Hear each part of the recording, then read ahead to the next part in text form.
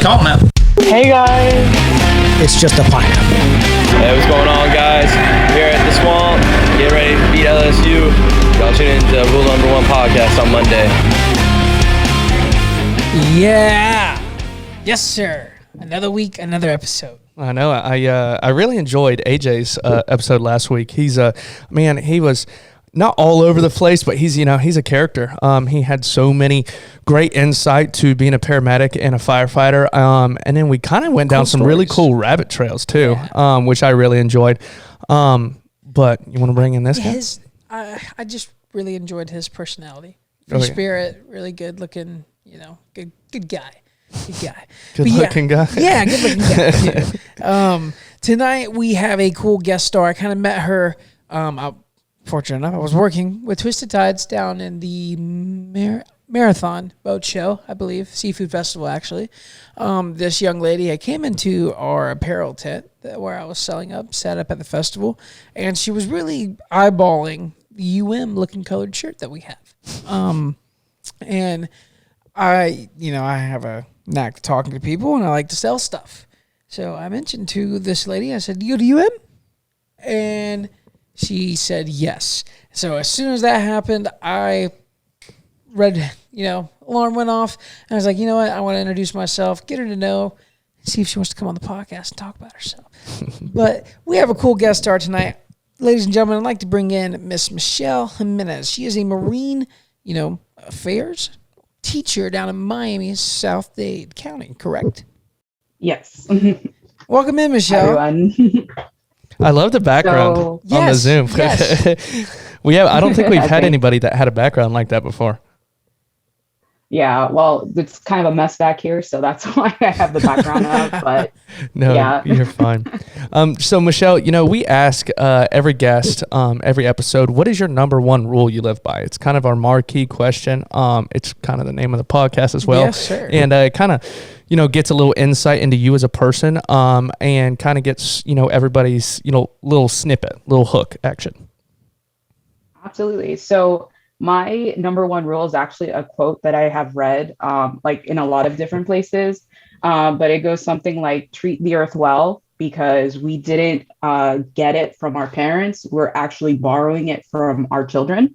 And so I take that as not just obviously as a marine affairs conservationist oriented person, of how we have to take care of our planet, of the ocean, of the environment, but also environment in terms of like how we treat each other, and especially as a teacher, how I create that environment for my students so that they can also pass that on in the future. That's a big point, Michelle, that I always bring up with guests, is how their number one rule like kind of connects with the job or their, whatever experience they want to, come on and talk about. And I think that's cool. You obviously are very educated, and you read. That is really cool. I know me and Nate, we're fresh off the college block here into the world, and me and him are figuring out how important reading books actually are, and getting smarter by the day, hopefully, both of us. Definitely. And that's a really interesting quote. I was trying to dissect all three. Can you repeat it one more time for me? Sure. It's treat the earth well. It was not given to you by your parents, but it was loaned to you or borrowed to you from your children. That last part. So it's not that we get it from, like it was passed down. It's more like we're taking away from the future generations in what we're doing, what we're using, stuff like that. That is very true. I know there's a lot of plastic and just a lot of bad stuff going on with, conservation and things around that. I just hope that there's a hope. I hope there's a future, promising future with people like you in that field that are working hard, make it happen. So to get into this, you graduated from Miami, correct? Yes. 2016. Yeah. 2016. Okay, nice. That's me and Nate were still in high school. Yeah. Not too before us, but yeah, no, I graduated 2017. You were 2018? Yeah. Okay, that's a very prestigious university here in the state of Florida. That's quite an impressive program too. How did you get lined up going into that? Sorry, it cut off a little bit, but I think you were asking like how did I get in and kind of stuff like that. How'd you like find yourself going into that? Where was the spark? Where was the interest there? So for me, since a young age, I've always been interested in the ocean. My parents actually took me to SeaWorld when I was young, and I fell in love with obviously the marine life, and I swore that I was going to become like a penguin caretaker. And so I kind of found a way to see how it was possible to get that job or like a dolphin trainer. And not only that, but also when I was younger, they would take me to the beach and I was like deathly afraid of like sharks and totally thought that, a shark would try to come on shore and try to like eat me or something. So funny, like those two combinations made me interested in marine science. So in high school, they actually did have marine science. I went to Coral Gables Senior, which is a school in Coral Gables here in Miami. And they offered those two classes. And I heard that, UM had that marine science program. So I kind of did everything that I needed to do, like to make my application as strong as possible. And so in high school, I was in part of the IB program, which is like an international diploma program where, curriculum is set by, that institution. And, took all the advanced classes, took any APs, any advanced classes that I could, even dual enrollment, which are like the college level ones that you take at the local community college, in the hopes that I would be able to attend UM. But it was kind of a long process for me to get accepted at UM, not just because like grades, of course, but it was also, when you're applying to college, it's your financial background as well, right? Like, Yes. do you have enough money to pay for tuition? And UM is a private school, so at that time, I think it was like $45,000 to attend a year. And, coming from an immigrant background, my parents are both from Mexico. They came here in the late 80s. We grew up like middle class, but I don't think we could afford to pay $45,000 a year to go to the school. So that was obviously a big issue. I did apply to other schools as well here in Florida, but the biggest issue that I was running into was not getting in, because I got into all the schools that I applied to, which was, FIU, USF, UCF, and Stetson, and of course UM. I got into all of them, but then the problem was pay. And at that time, again, my parents were immigrants. They were actually undocumented. So for me, it was really difficult to get that financial aid because they were claiming, hey, your parents are not legal residents, so you're depending on their finances. So that means you too are in a way not a legal resident of Florida. So a lot of the public schools actually wanted to charge me out of state tuition or international tuition because, again, of that legal status. So it was really scary at that time to, I don't know, like see what was going to happen because, all these universities accepted me, but didn't want to help me out. And funny enough, because it's a private school, they don't really look at those things. So they just look at your merits, the financial need that is there. And they actually gave me a scholarship. So I got the trustees scholarship, which paid for essentially like 75% of the tuition. And then nice. just through working, definitely just through working. And of course, my parents helping me out, I was able to attend. And came out with maybe $4,000 in loans, which is not bad at all. Not for the University of Miami. At a private school. Oh my gosh, That's got to be something you're proud of as well. I have a question for you. Coral Gables, you said high school, correct? Mm-hmm. How many was in your graduating class? So in my graduating class was like close to like 800 students, something like that. Okay. Where it was a really big high school. Yeah, that's huge. I had 123 in mine, and we were the biggest in school history at that point. So you were a pretty smart cookie, it sounds like, coming out of high school. You had all your ducks in a row. You were dual enrolled. You were taking IB classes. That's pretty cool. We had Brett Garrick on, 2 weeks ago now that he encouraged the same programs, a dual enrollment, and getting ahead in the ball game on college credits. So coming out of high school, going to Miami as a freshman, did you live on campus or were you at home? I commuted from home. Okay. So what is it like?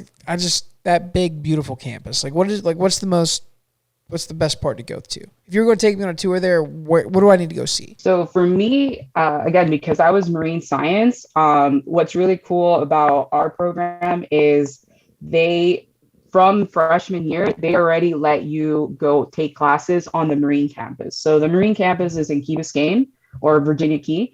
And literally day one, marine science, you're going and taking the shuttle to the marine campus, which is beautiful if you ever get a chance. It's a hidden gem. And actually there's of the campus called the Wet Lab, where Wednesdays, Thursdays, and Fridays, they have like local beers. So many a time we're spent on that campus, obviously. So that's, I think, one of the best places. And I argue that it's probably the best view of the sunset, more than like Rusty Pelican or any of the kind of like fancier upscale restaurants that are nearby. So Wet Lab is my favorite place on the Marine campus.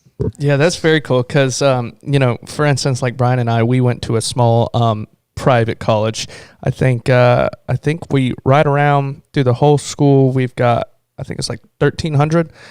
So Maybe. very, very small compared to that. But it kind of just blows my mind thinking about, the different degrees that you go into in big schools, and how the marine science major alone has their own like big campus. Yes, right? Like, for instance, I was an agriculture studies major, and we had our own little building, but I think it had like 5 or 6 classrooms in it.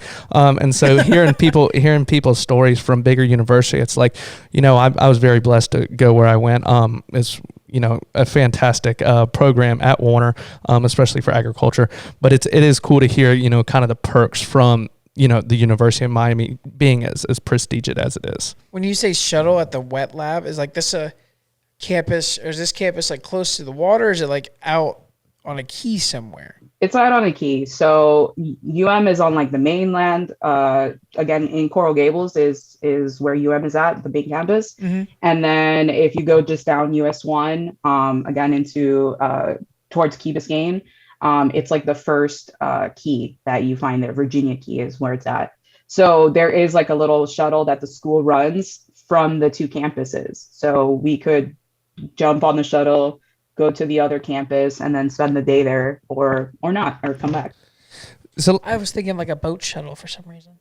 I don't know why.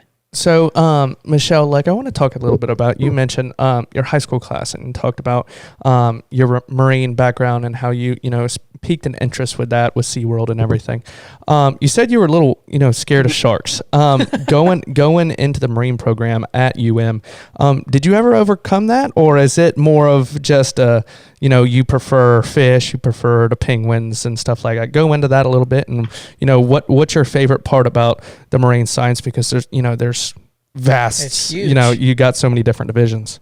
Yeah. So that's another thing. I think I ended up like picking that major just to get over that fear of sharks, like I mentioned. And and I remember that like one of the first classes that I had, which was just marine science, they had organized like a trip for all the freshmen to go snorkeling. And obviously that was my first time snorkeling, but I didn't tell anybody because I didn't want to, like alarm the teacher or like the professor that I've never gone in the ocean before. Like that, just being dropped off the boat and there we go snorkeling. Yeah. But I survived, obviously, so that's okay. But I think that's really what drew me in, right? Once I hit the water and started seeing what was underneath, on those coral reefs that we went to in Key Largo, I think is where we ended up going, to John Pennekamp. And I fell in love with that. All the different fish. And so that's more what I really enjoy, right? The going underwater. So I ended up getting my scuba certification at There's actually like a scuba club that you can get your certification through. And then I would go diving with them, every chance that they had a trip. So that's definitely what my favorite memories are from being in that program. And then, of course, like even fueled the passion for marine science and marine biology even more. I'm right there with you. I went diving, or I say diving, snorkeling off of Alligator Reef for the first time 2 years ago off the coast of Marathon, and I fell in love with it too. Saw all the colorful fish. I didn't go to the extent of getting a degree in the field, but I went to the extent of wanting to get my scuba certification. I know me and Nate are planning on doing that here soon and hitting some reefs down there. Do you have any locations we must see, like any hidden secrets that locals know? I think one of the best spots again is in Key Largo. If you ever get a chance, when you go scuba diving, try to get them to let you go visit like the Jesus Christ statue that's underwater. I saw that on TikTok. I still haven't been able to go because every time I end up going scuba diving, either the conditions are too rough or the visibility is not very good. But I would say that that's probably one of the most famous places to go. Have you done your research on that place, that statue? Like if I asked you how deep it was underneath the water, you could tell me? It's pretty shallow. Oh, okay. Yeah, it's pretty shallow. I think it's like, I don't know, 30, 40 feet. It's not too bad. I wonder why there's a statue of Jesus Christ. But it's just like if the visibility isn't like the conditions aren't right, then they don't really go out there. Okay. It kind of reminds me of, I haven't heard that before. It kind of reminds me of the whole new Outer Banks season and everything. Yeah. I don't know if you're familiar with it, but, they've got the cross and they're on this treasure hunt. But that, that whole kind of idea of stuff underneath the water, it piques my interest because, there's so many times out there, whether it's, the Titanic or, ships that were coming over from Africa or Europe back in the day trying to make it to the United States or North America, as I should say. It kind of blows my mind. And, we were talking about getting our scuba certifications. I grew up in the water. I grew up going to Crystal River up in North Florida and scalloping and then going down to the Keys and lobstering, but I at the same time had that kind of same fear of sharks. And whenever I got to college, for whatever reason, I became like a daredevil. And so now I want to go down deep, and like if I could get like in a submarine or something, go see like the Titanic or go see all the underwater stuff, it like blows my mind that there's a lot of stuff down there that we have no idea what's going on. No clue. We live right off the coast of the Bermuda Triangle, or right off the coast. We live 50 miles from the Bermuda Triangle? I'm not sure the distance, but it's close. Yeah. She might know. Yeah, it's not far away. Imagine how many hidden gems are down there on those plains and stuff. Oh, man. I'm in. Let's go dive. So getting back into the program, you do all these cool trips with the programs, but you went into marine affairs, correct? Yes. Can you enlighten me a little bit on that? Sure. So with the marine affairs, it's like learning about not just the background of marine science, but then looking on the policy side of things. So, okay, here's all the problems with that human activities are, impacting on the marine environment. Cool. That's very sad. What can we do about it? Right. And so I had to take some law classes. I did have to take like an ocean law class. Where we literally just went through like the United Conventions on the Law of the Sea and what is like permitted and not permitted ocean activity wise for, within the coastal waters of like any country. I've had to take policy where you kind of look at the policies that have already been written and use them to like support a case as to why something should be protected or should not be protected, either an area or an organism. And so that was kind of my main thing. I didn't have to like take all the crazy like organic chemistry or physics or anything like that, but I still got, I would say, like a well-rounded view of just the marine science and marine biology concepts, and then also like the policy side. My goal really was to get into, again, like being, working at the EPA or working at NOAA, trying to decide these policies. But I guess like stuff kind of took a turn, and I actually ended up double majoring, not only in marine science, but environmental policy as well. And then I ended up actually minoring in education, which is the field that I'm in now. What's Kind of like as a backup at first, which is funny that I ended up using it. what's like the number one rule to see? Like you know all these policies and stuff. Like if you could give us like one broad like rule, like one don't do or one live by on the sea, what would it be? I would just say like try to enjoy the water without taking from it. Um, it's definitely it belongs to everybody, but at the same time, it's all of our kind of like responsibility to take care of it as well. Definitely, definitely. I am very curious to see your opinion on things, and with the podcast, we are big on we want everybody's views.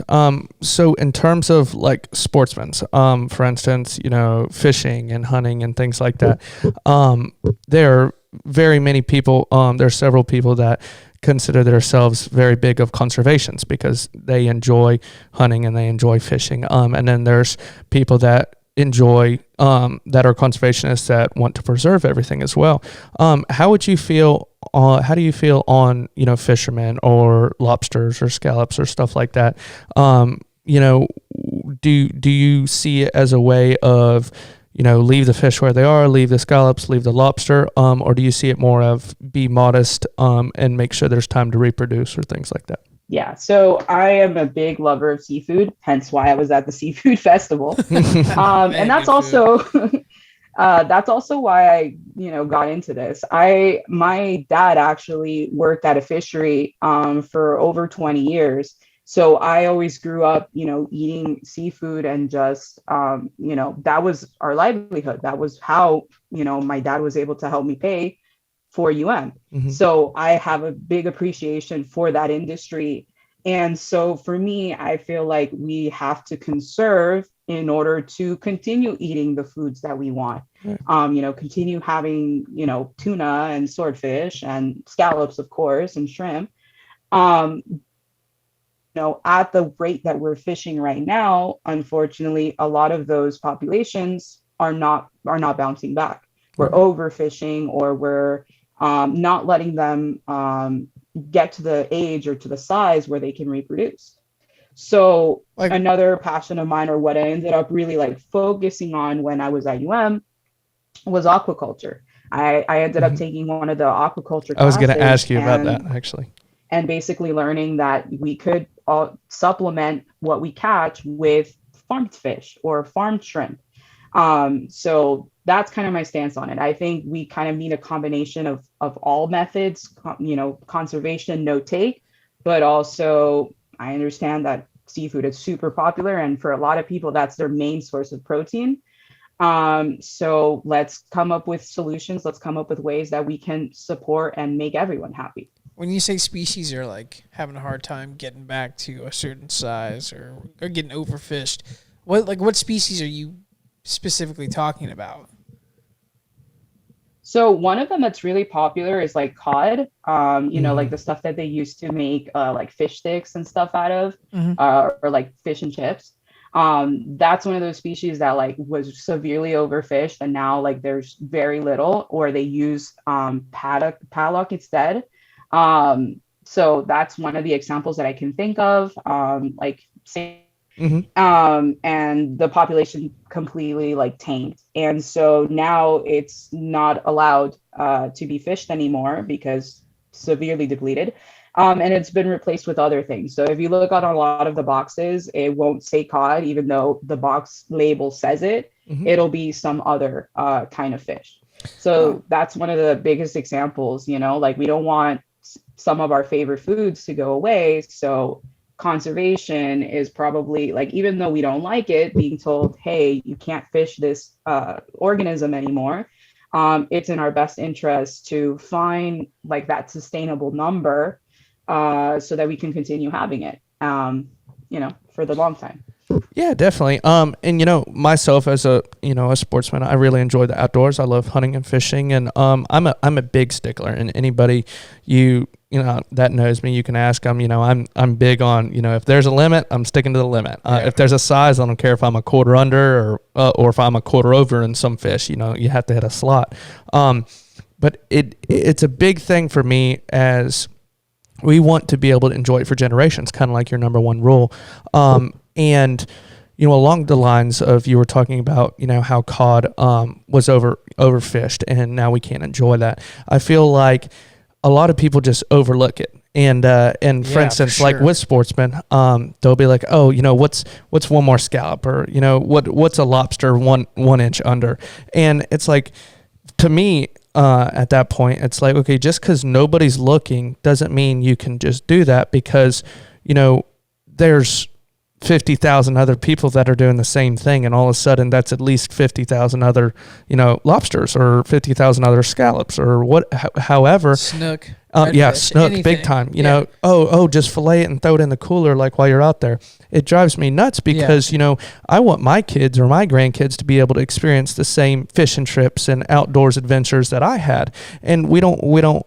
Florida's getting developed so fast and so quickly, and a lot of this natural Florida, some would say, or old Florida, is being depleted. And I'm just a big person on conservation, like I was saying, and I really want the future generation to still be able to experience some of these outdoor Florida things without, it just being, murky water, or, just species going extinct, or, y'all understand what I'm trying to say. Yeah, I get it. And I just feel like if we were to enact things on cod and stuff like that, conservation acts, laws, I feel like it's okay to do that, but like it's okay to have your cake and eat it too, in this sense. When I say this, I mean, if there's laws on it, abide by it, right? Yeah. Follow me. Like the snook population died off completely terribly after a red tide, way back in, I think it was 2012 when it happened. They would leak out of Okeechobee, something bad. Killed off a lot of the snook. They decimated the population. They put a hold on all fillets and everything. It was a freeze too. Yeah, it was a bad freeze. And people still haven't abided by it. So these fish are very, very, I guess, fast reproducing. Snook are, and they have a lot of eggs. If people would just abide by the conservation laws for, I guess, 20 years, right? Yeah. 20 years. Imagine how fast and how abundant that species would be if we would just leave it alone for 20 years. If everybody abide. We might not be able to eat a fish or a snook taco until we're 45, but I'd rather wait 20 years and go have as many as I want at that point. Yeah, Michelle, I kind of want to get your opinion on it. In terms of, what are some of these solutions? This is, marine policy was kind of the lines you went down. What are some of these solutions? Is it supply and demand? Obviously, if everybody wants cod, you jack the prices up. Taxes, maybe. Yeah, or how do we get around this? I want your input and see, to better Florida as we are. Yeah, so there's a lot of different kind of what's the word? Solutions that we could use to like keep those populations still going, not being depleted. One of the big ones that is going a lot now is if you go to a supermarket and you look for any particular kind of fish, the label will say, hopefully, where it comes from. And there are actually labels that say, hey, this fish was caught in a sustainable way, which means that they, the fishery boats that are going out there are using techniques that are catching the target fish, not catching a lot of bycatch or things that they didn't mean to catch. And again, that just is like a big label, is a big like green flag for us to know, hey, maybe I should buy from this particular species and this particular place because they're using sustainable methods. Another one is like I tell this to my students a lot when we're talking about fisheries, which is one of the topics that we went over this year. There are little guides. There's one from the Monterey Bay Aquarium where it's like it's called Seafood Watch. And again, it's just like a list of different fish species and which ones are like green. You can go ahead and pretty much from anywhere. It's sustainable to eat, and which ones are kind of like big red flag. We should leave them alone, let them have their time to replenish, and stuff like that. And then looking also again at the aquaculture, now you're going to see that a lot more again on those labels, whether it's wild caught or it is farm raised. So same thing, looking for those labels telling us it's sustainably farmed or where it's coming from. Hopefully here in the US, but if it does come from other places, that they're using again those sustainable methods. Yeah, and I feel like that's a big problem with conservation and being sustainable, like you mentioned, is because not all countries have the same regulations as the United States. And so whether it's Mexico or South America or China or however, these oceans aren't owned by one country, obviously, that we know that. I feel like culture plays a big role in it too. Definitely. All over the world. And, you hear things about, I don't know if you've seen the show like Whale Wars or whatever, and China harvests whales Japan. and everything. Or with Japan, that's what it was. Japan harvesting whales.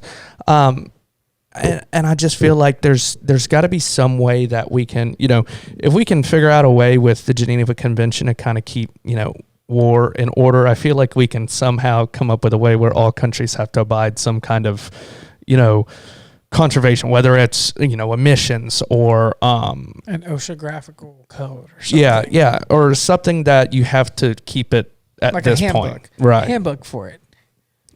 How do you feel about that, Michelle? Yeah, so there's definitely like talks internationally between countries. Obviously, our different kind of cultures and the way that I guess our economies run also dictate, what kind of stance that country is going to take in terms of conservation. You mentioned the example with, Japan and whaling. There are rules in that United Convention law of the sea that do prevent, certain species from being fished altogether, and marine mammals is one of them. So unfortunately, how different countries get away with it is by claiming, hey, we're taking this whale or this marine mammal as research. And under that convention, they say, okay, well, yes, you can take animals for research to learn more about them, to learn more maybe on how to conserve them or things like that. But they're using that kind of as the excuse for the fishing and then using it for obviously gaining money out of that or selling the product to the market. So it's one of those, it's really hard to crack down. But at the same time, I think if we're just talking with each other, these issues, hopefully there can be some kind of agreement. And then when that agreement is reached and signed by several countries, then it becomes the norm. So I think it is possible, but it just depends on how we reach that agreement. Definitely. So, I heard you kind of mention this. Is there is a marine convention that countries partner? I wasn't aware of that. Yeah.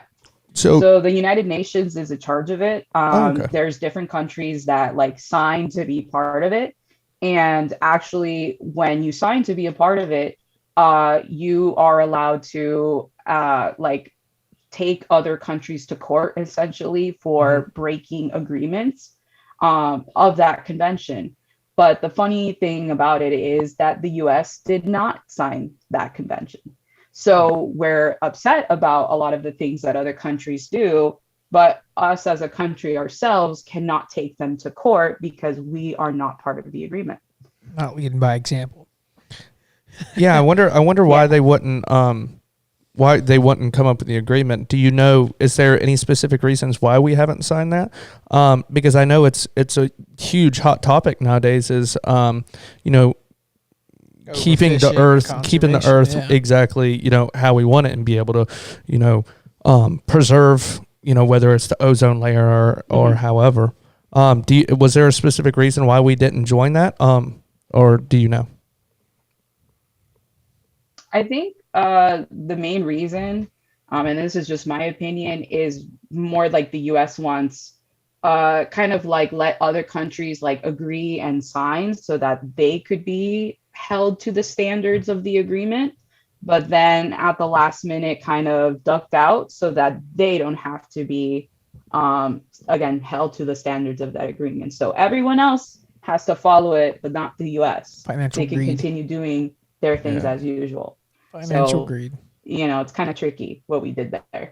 I think the hardest part about uniting the world over the ocean issues at hand, whether that be harvesting marine mammals or overfishing certain species in areas, would be the culture aspect of it. I know there's an island, I believe, off the coast of Europe that does like a big whale killing every year, but they've done it for hundreds and hundreds and hundreds of years as a culture. They're not going to stop.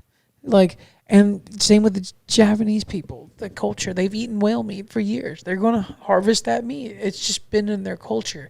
I think that's going to be the hardest part of trying to find some universal code that's going to preserve the oceans the best so we all can enjoy it. You know what I'm saying? Yeah, definitely. And I feel like, it kind of goes back before the United States was the United States. Whenever the American Indians came here, there was such a vast variety of all different animals that that were plentiful. And when people came over, when the United States came over and took over, in my opinion, that's a very dark time in the United States, but we're not going to get into that. They harvest so many of these animals, and there was no conservation. That's why buffalo's so low, and there's a lot of things that depleted that.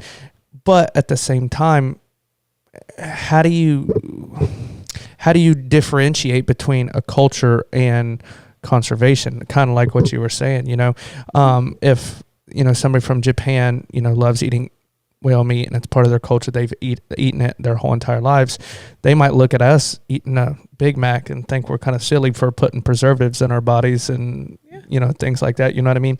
And so it's definitely a hard thing to differentiate between a culture and conservation, I feel like. Michelle, do you know if there's like a company that is like a country that is like spearheading the efforts for conservation in a sense of like world help, not just independent help or region help? I do think that there are countries out there that are kind of doing a better job. I know, for example, Costa Rica is a really good country in terms of like they have lots of renewable energy.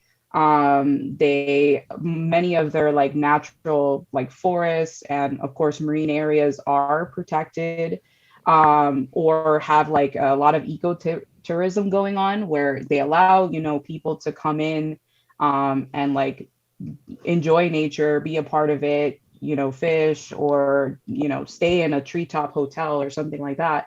But with the concept or with the idea of also educating the people that are going to these places. Yeah. So another one I would say is also like Panama. There's like different islands off the coast. Like one of them is called Bocas del Toro. And actually, as part of one of the classes that I took actually had a trip to go to that part of Panama, and we got to visit one of those like ecotourism hotels, and see how they like live with the land, but also protecting the guests. So that was a really cool thing that I got to do. Never really traveled outside of the country other than to like visit my family in Mexico. So that was kind of like the first major like cultural experience that I had. Man, I couldn't imagine. What was the name of this hotel? Do you remember? Yeah, so the class I think I took was like a conservation or like coastal conservation or something like that. It was like a multi subject class. So like we had students that came from the law school and also took it as like a law class, like a coastal law class. There were some grad students that took it as like a coastal management. And then I think I took it like as an ecology class or something like that. So it was like completely different majors, all coexisting in this one course to study Bocas del Toro, which is again a group of islands off the coast of Panama.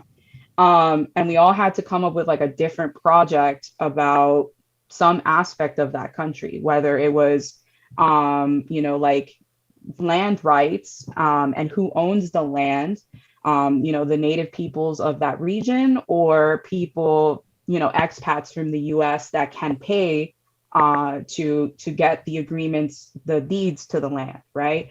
Or my project, which was about actually seafood. Again, I love seafood.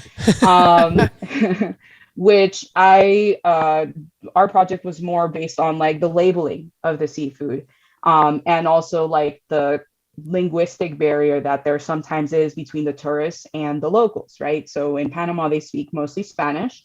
And I was trying to see if there was, if like what they said was on the menu or what they said was on the market like list was actually the fish that they were selling. And for the most part, yes, it was. There was a couple of fish that they said, I think it was like a flounder that they said that they had caught locally, or something like that, but it was actually like tilapia or something, or swai from like Vietnam. So that was the only instance that I saw, but it was again mostly just the language barrier of trying to translate the food from English or from Spanish to English, that there was a little bit of discrepancy with the labeling. But for the most part, most of it was caught there. Most of it was local. So by buying the fish there, you're supporting local fishermen. So So this that was was a pretty cool a project. fish market you did this study in? Yeah. So what we did was we kind of like went to different restaurants and different fish markets. So got to try a lot of seafood, Nice. but also got to learn from the locals, like where it was caught. Again, mostly local fishermen, just with their boats, just with their nets or with their lines. And then the stuff that's in the market could be, imported from the main city, like Panama City, or from other places in the world. So it's a combination of both. It's a cool little study there, and you get a cool trip out of it too. Yeah, definitely. Michelle, you've talked about, your whole time at and being able to see some of these cool experiences. Do you see yourself staying a teacher in the future, or do you see yourself going out and doing something? I know you have a big chance and a big platform to be able to inspire the young generation and get them fired up about conservation, which is a blessing within itself. But do you see yourself going on maybe a bigger stage, or working on something else? Like the CCA or one of those kind of like conservation organizations, something like that.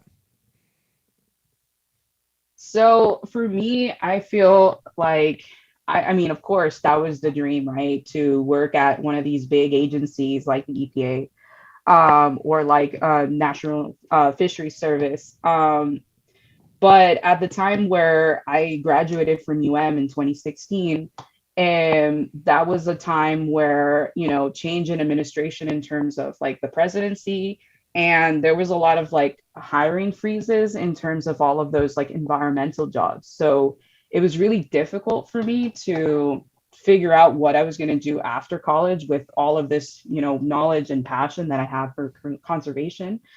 And I actually ended up working that summer, essentially like a tourism guide or like an eco tour guide, with the county park service, taking kids and also their parents like kayaking, snorkeling, and canoeing all over different places That's a cool in job. Miami, um, which was really awesome. Got to be on the water every day, and, learning all the facts was great. But at that same time, I applied for grad school. So I ended up going to FIU for a master's in environmental policy and management. So at that time, it was like I wanted to continue doing the ecotourism, but I also had that master's that I just started. So I heard from a classmate of mine that she was going to teach at the school that I'm currently at, Mass Academy, in Key Biscayne. And she was actually leaving for another job, and she offered it to me. She was like, "Hey, I know that you would be a great fit because we studied at together. We both study marine science. Why don't you go try it out and see what happens? And so I ended up actually staying at that job, and I've been there since. So this is my 7th year teaching at that school. And I feel like I'm making more of an impact because I, teach, let's say 150 students every school year. That's 150 possibilities of people that could go on into the future to make that difference in that conservation. That's a cool answer. That's a good answer. I wish, we just met, 47 minutes ago, and I wish there were more teachers out there like you. Yes. I say this all the time, in terms of high school. There's certain teachers that will get you fired up about a topic that you may or may not be interested in. And then there's certain teachers that you may be very interested in a topic and will completely, turn you off sway you away from it. Yeah. And my favorite, obviously, like in high school, I in high school I was not a very big science guy, which is funny because I went and got a BS, a bachelor's in science and agriculture studies. But I had this, chemistry teacher. Could not stand chemistry, but I loved being in his class. And the more I liked being around him, the more I wanted to learn chemistry. Still to this day was not very good in it. Took it in college again. Still did not do well in it, but I really appreciate it, and I feel like teachers don't get enough appreciation. And I appreciate you as a person and being able to go into the school system and being able to try to inspire this next generation. Because there's so many people out there that they have great gifts and could go to, some of the conservation groups that you were talking about and have big dreams. And instead of go and do something on a really big stage, you decide to go and try to, preach into these kids. And in my opinion, you make a bigger impact on where you're at now than if you were at a different company, in my personal opinion. But I also appreciate that the fact that you're passionate about what you teach. There's a lot of teachers around the country nowadays that'll go into teaching just for a paycheck. Yeah. They don't really care about what they're teaching. They're not really passionate about it. He's just there clicking through a slideshow because, it's got good benefits and I can drive a new truck because I do it. You know what I'm saying?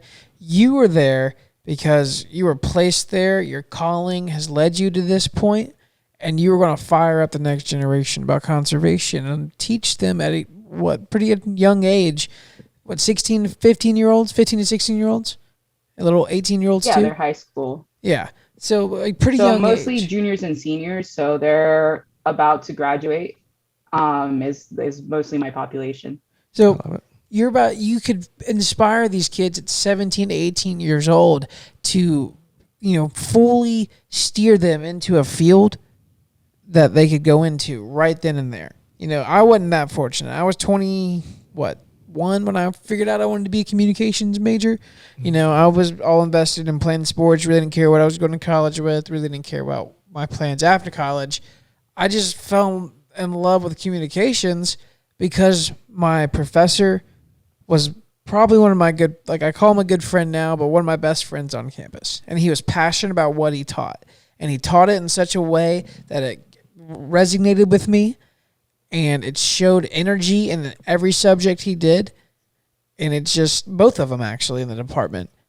And I really want to applaud you for actually going in there with a positive mindset and looking at it as a chance to inspire the next generation in conservation.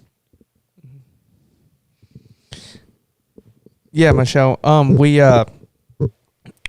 every week we go into this segment and it's called Snap Questions. And we've heard you talk about how you want to inspire kids and be able to reach that next generation. Well, I want to know who inspires you. If you could have 3 people out to dinner, dead or alive, who would those 3 people be?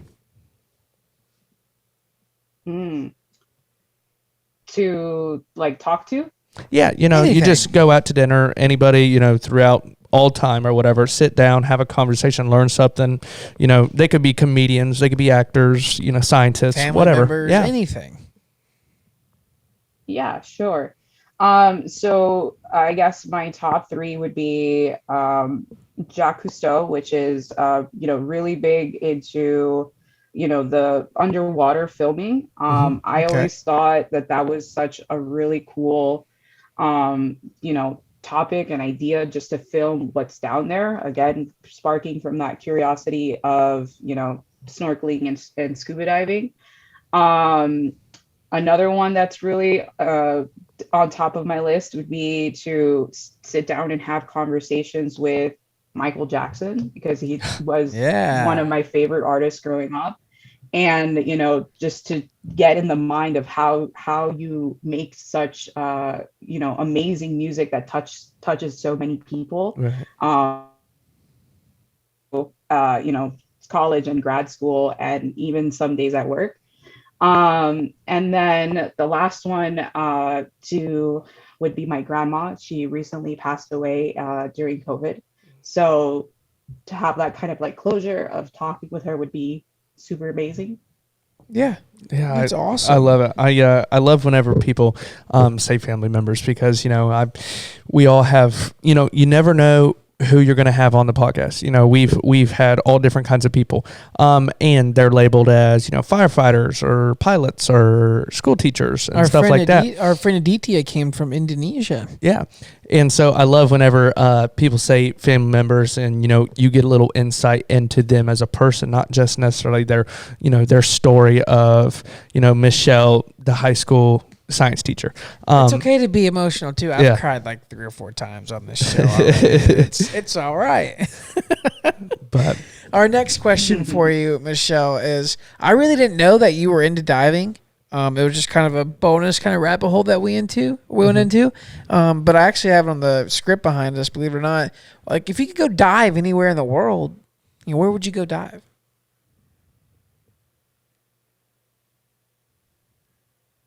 Did you get that? No, I'm sorry. I said if you could go dive anywhere in the world, where would you go dive? So my top answer would be the Great Barrier Reef. I want to Yeah, see that'd it be cool. before it goes away. I know that right now it's going through a lot of coral bleaching, a lot of not great times. So to definitely go out there and see it, even now, it may not be its prime, but it's still a dream of mine to go. I'm a firm believer that it'll bounce back somehow, some way. There'll be some like freaking nature thing that'll revamp it because Mother Nature does that kind of stuff. yeah, I hope so. I mean, We'll see. conservation, man. You gotta be able to preserve it and turn it. Um, so, you see this Gator flag behind us. Brian and I are big Florida Gator fans. You being going and being a University of Miami alum, which team do you like better, Florida or Florida State? Or hate the least. Or hate the least? Yeah. Ooh, that's a hard one. Well, so I actually have a lot of students that end up going to FSU, and I kind of always joke with them like, hey, if you commit to FSU, I'm going to fail you, but I'm totally joking. I don't actually mean it. But where I think FSU fans and UM fans agree is to hate on UF. So that's going to be my answer. Dang. And I see how you say us UM fans and FSU fans agree to hate on Florida. Florida fans don't agree with either fan base. We just hate both of them. I don't know if you know this or not, but do you know what the rivalry called between University of Miami and the Florida Gators is? The trivia. No, I actually don't. It's called the Battle for the Seminole Canoe. Yeah. Seminole War Canoe. It's cool. It's a cool looking trophy too. Yeah, super cool. That was just my little fun fact for the day. All right, Michelle, we have one last question for you. Life of a teacher. My parents actually were both teachers growing up. One was a reading teacher. One was actually a science teacher, believe it or not, before he became the athletic director of the high school. So I know money isn't it's not there in the profession, I'll say. So let's just say me and Nate had this Rule 1 foundation. We just had a lot of free money to give out. And Michelle, we gave you $100,000. What would you do with that money, and why? Ooh. So for me, I think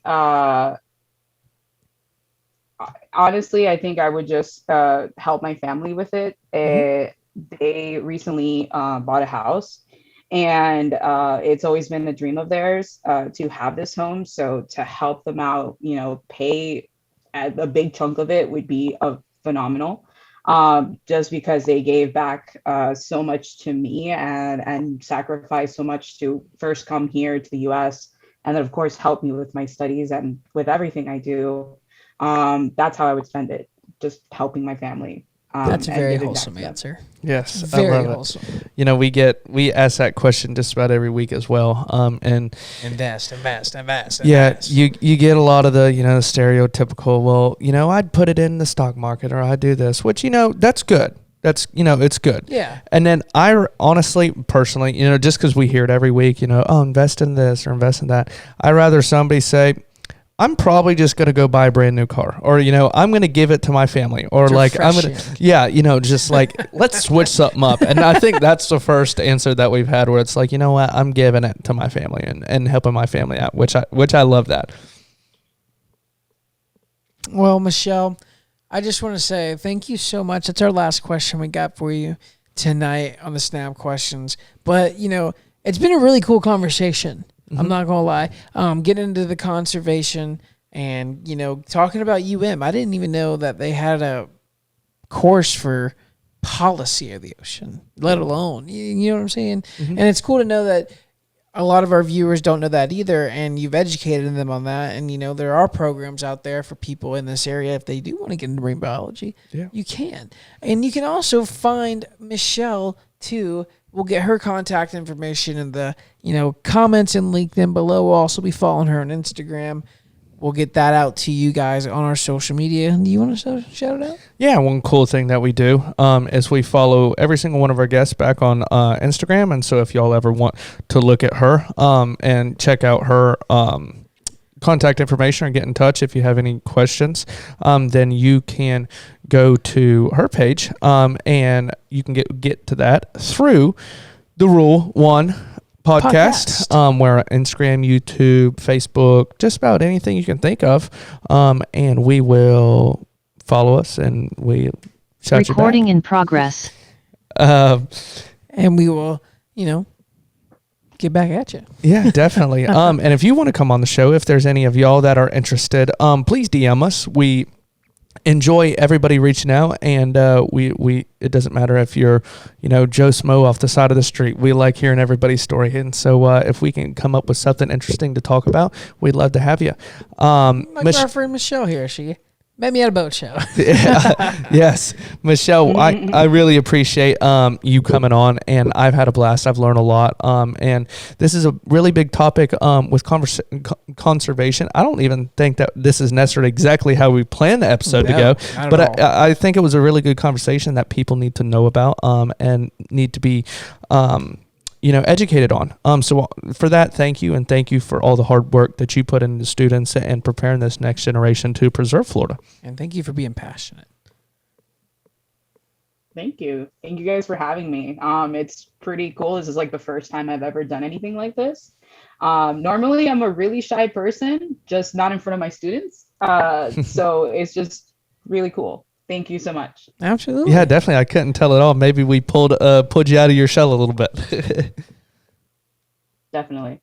There it is. But yeah. Okay, guys. Well, that's another great episode of the Rule 1 podcast partner. Yes. Y'all make sure you like and subscribe. It helps us with the algorithms, and we will see y'all next week. Peace. Thank you, Michelle. Thanks. Yes. Thank you, Michelle.